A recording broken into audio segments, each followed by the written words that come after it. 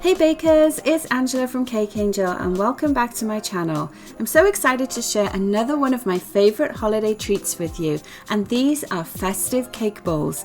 Now if you're new here, don't forget to hit that subscribe button and let us know in the comments below if you're going to have a go at making these. As always, the full ingredients are listed in the description, and now let's take a look at how these are made.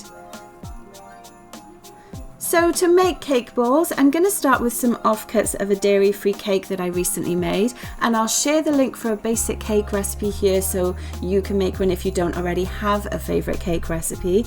This is a dairy-free cake as well, and then all you're going to do is take those offcuts, crumble them up in a bowl so they kind of look like sand, and then you're going to mix some buttercream into them. Now I'm just using my regular vanilla buttercream here. You could use flavoured buttercream, which would be really nice. And then to make them more festive, I'm just adding some festive coloured sprinkles into it, and then mix to combine everything together.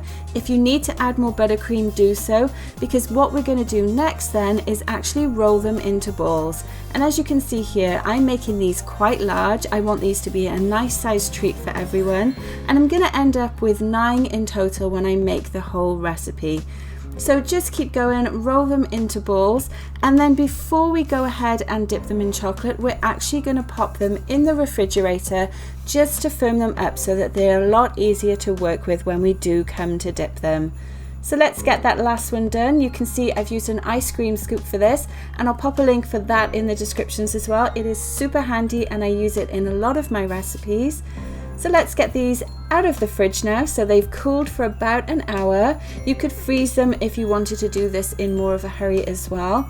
Next I'm going to go ahead and start melting my chocolate chips.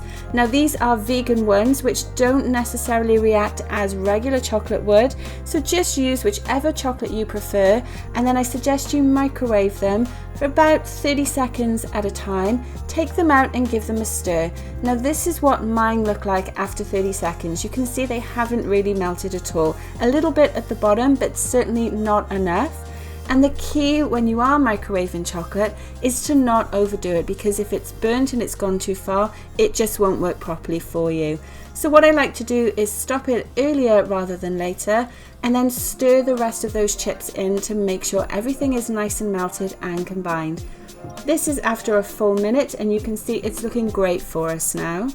So now we're ready to go ahead and start dipping them. This is the fun bit, and if you've got kids, they probably really love to do this with you as well.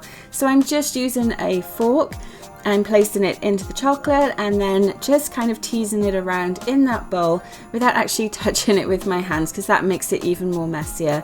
And then once you've done them, just add some sprinkles on top. Again, I'm just using those festive ones here, but you could use anything. Then I decided halfway through, let's do something a little different, and let's add some crushed candy canes to the top of some, just to give it a bit of a flavour combination change. So I'm going ahead and dipping the last few now. My chocolate has started to dry off a little bit here, so you could pop it back in the microwave if that happens to you, and then just keep going and adding your sprinkles or your candy canes on top. And again, you could do anything for your topping for your cake balls, whatever you have on hand, any flavors, colors as well. So there we go, that is my cake balls done. I'm just going to go and finish the rest of these off, and then we will come back and have a look at what they look like once they're dry. So these have fully set, they've been sat on my counter for a while. Now we're going to actually cut one in half so you can see what they look like inside. You can get a better perspective of the size of them too against my hand here. They are quite sizable. You would make a lot more obviously if you made them smaller. And there we go, you can see inside they look nice and dense, but they're nice and soft because they've got that buttercream and that cake mixed together as well. And that's my easy festive cake balls. So let me know in the comments below if you're going to have a go at making these, and also what else you'll be baking for the holidays. Also make sure you check out my other bake-alongs on my channel.